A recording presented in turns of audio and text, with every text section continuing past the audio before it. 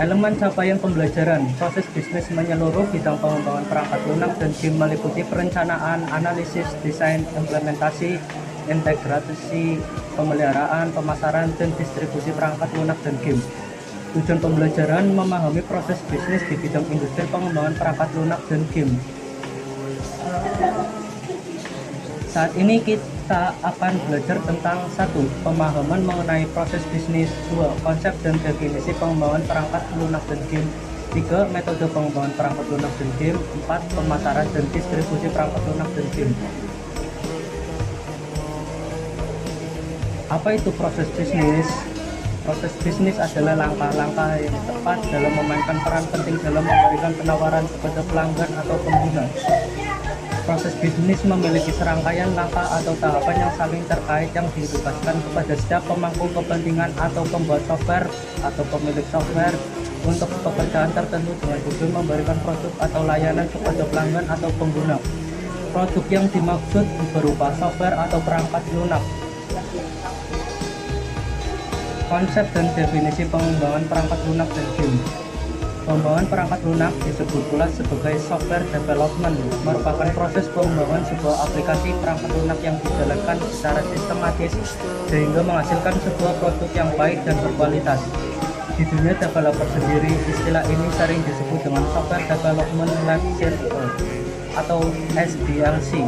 SDLC sendiri merupakan siklus hidup dari pengembangan software.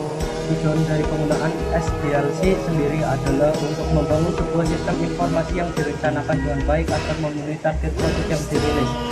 Fungsi software development yaitu untuk membantu komunikasi antar tim developer dalam pengembangan aplikasi. Hal ini sangatlah penting karena untuk mengurangi terjadinya miscommunication antar tim. Konsep dan definisi.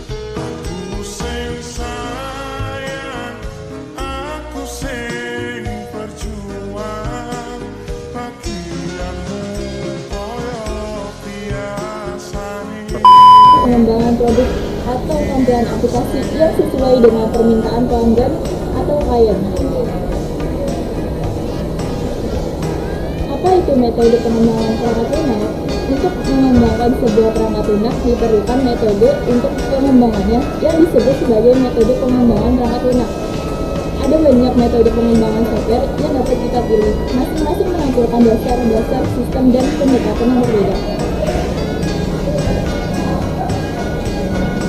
Metode pengembangan perangkat lunak dan game. Metode waterfall. Metode ini kita analogikan dengan sebuah air terjun. Air terjun mengalir dari atas turun ke bawah karena gaya gravitasi ini.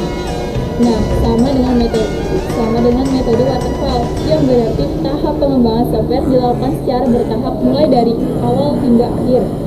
Maksud dari bertahap di sini adalah tahap software development tidak dapat dilakukan secara bersamaan. Akan tetapi dilakukan mulai dari perencanaan terlebih dahulu. Setelah selesai baru masuk ke tahap desain dan seterusnya. Kelebihan metode waterfall mudah dimengerti sehingga baik digunakan oleh pemula, mudah untuk di-manage karena setiap fase memiliki variables masing-masing dan proses review. Cepat untuk diimplementasi untuk proyek dengan skala kecil di mana requirement dapat dimengerti dengan baik.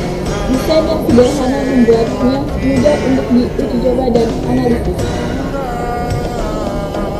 Kelemahan metode waterfall.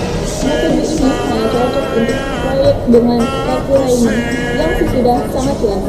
Metode ini tidak cocok untuk proyek maintenance atau proyek jangka panjang. Tidak fleksibel ketika aplikasi di-launch, tidak memungkinkan untuk memodifikasi atau merubah sistem yang dibuat. Metode pengembangan perangkat lunak dan game. Metode spiral. Metode ini termasuk memiliki tingkat repetisi yang tinggi. Metode pengerjaan dengan metode ini berfokus pada setiap repetisi yang dilakukan. Repetisi ini berarti perulangan tiap tahapnya. Metode ini dapat dikatakan sebagai metode SDLC yang paling fleksibel dan sama dengan metode interaksi. Akan tetapi Tapi yang perlu diperhatikan adalah dapat memicu ketidakpuasan dari segi customer karena proses pengerjaan yang terbilang singkat. Kelebihan metode spiral. Tim butuh waktu yang lama dan energi yang besar untuk menganalisis risiko yang dapat meminimalisir risiko yang akan datang kemudian. Cukup fleksibel dan mampu memberikan fungsionalitas tambahan di kemudian hari. Metode ini efektif untuk skala yang besar dan proyek yang sangat krusial. Kelemahan metode spiral ada 3, itu tidak ada definisi yang selesai yang pasti, di mana proyek bisa saja overtime jika tidak dimanage dengan baik. 2. Mahal karena analisis yang cukup rumit. 3. Kesuksesan dari seluruh proyek tergantung dari kesuksesan dalam analisa resiko. Metode pengembangan perangkat lunak dan game. Metode RAD ya guys, merupakan software development yang cocok untuk menghasilkan produk berkualitas tinggi dengan biaya investasi yang rendah.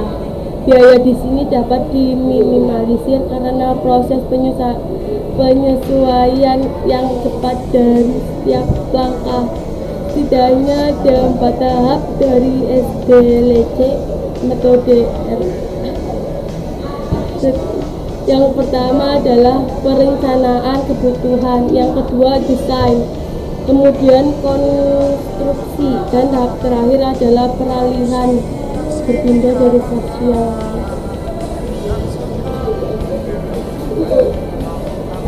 Kelebihan metode RAD. Persyaratan aplikasi dapat berubah sewaktu-waktu, meminimalkan kemungkinan kesalahan dan hal buruk lainnya, mempermudah proses integrasi.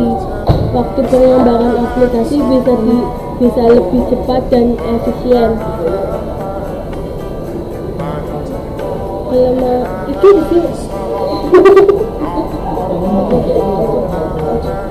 kelemahan metode. 3 ya kan? Apa itu dong namanya? Untuk kelemahan metode RAD ada 3, yaitu sulit diimplementasikan untuk mengembangkan aplikasi besar. 2. Hanya cocok untuk proyek jangka pendek. 3. Membutuhkan tim dengan keterampilan teknis yang baik.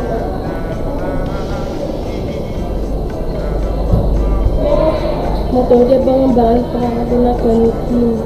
Metode prototype. Untuk metode kali ini sedikit berbeda dengan metode sebelumnya, karena pada metode ini menggunakan sebuah prototype, sehingga yang pertama dilakukan adalah membuat sebuah prototype aplikasi terlebih dahulu. Sampel tersebut kemudian akan dipresentasikan kepada customer atau klien untuk melakukan kesepakatan. Apabila telah mencapai kata sepakat, maka pengembangan atau developer akan membuat produk aslinya sebagai hasil akhir dari proyek tersebut. Metode ini dapat memberikan solusi untuk mengatasi permasalahan pada metode waterfall. Yang metode prototype.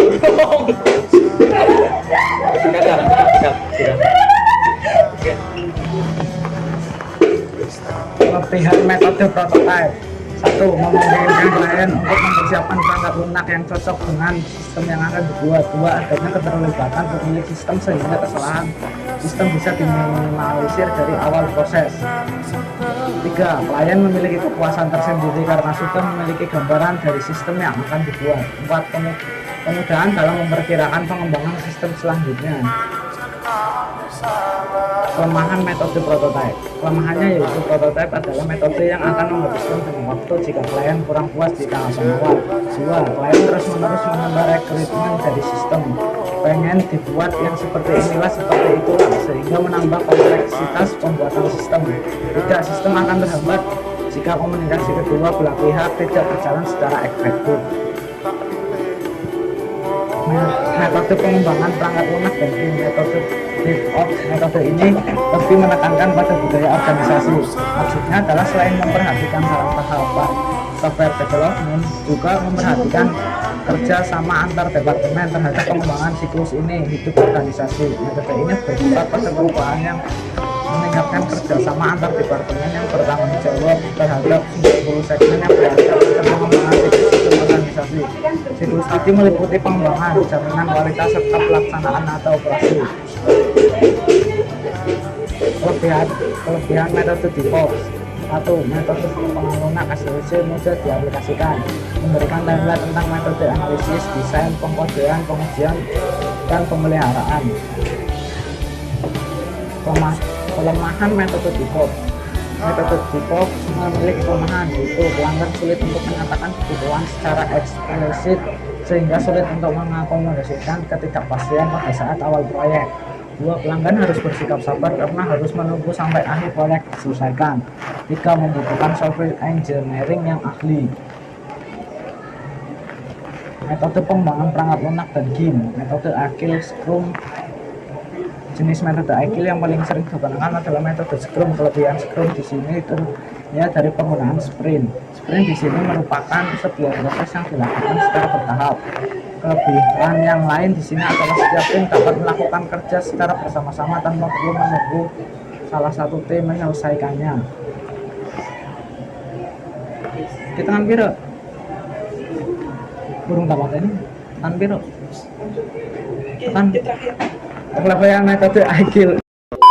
Dengan baik jika seorang Scrum Master dapat mempercayai tim yang mereka kelola. Jika Scrum Master terlalu mengontrol secara ketat, hal ini dapat menyebabkan tim menjadi tertekan dan stres, sehingga mengakibatkan demoralisasi dan kegagalan dari proyek tersebut. Apa itu pemasaran software? Pada era digital, saat ini pemasaran sebuah produk tidak lagi door atau di pasar yang membuat penjual dan pembeli bertemu langsung. Saat ini pemasaran dilakukan secara digital atau mobile melalui perangkat seluler atau ponsel. Untuk melakukan pemasaran seluler digunakan aplikasi khusus untuk pemasaran yang disebut aplikasi pemasaran. Aplikasi pemasaran bertujuan untuk menarik sebanyak mungkin pengguna untuk aplikasi dengan demikian menghasilkan pendapatan. Contoh aplikasi pemasaran seluler, App Marketing. Ini merupakan contoh aplikasi, ada Google Play, App Store, dan Epic Pure. Lanjut. Aplikasi pemasaran perangkat lunak dan game. Aplikasi free biasanya diunduh tanpa biaya apapun atau gratis. Untuk aplikasi premium, biasanya saat mengunduh aplikasi pada App Marketing akan dikenakan download berbayar untuk dapat menghasilkan pendapatan. Kesimpulannya, mengembang perangkat lunak software development merupakan proses pengembangan perangkat lunak melalui beberapa proses tahapan-tahapan yang disusun secara sistematis sehingga menciptakan produk yang berkualitas. Ada 6 tahapan dalam pengembangan perangkat lunak dan game, yaitu perencanaan, analisis, desain, implementasi, integrasi, pemeliharaan,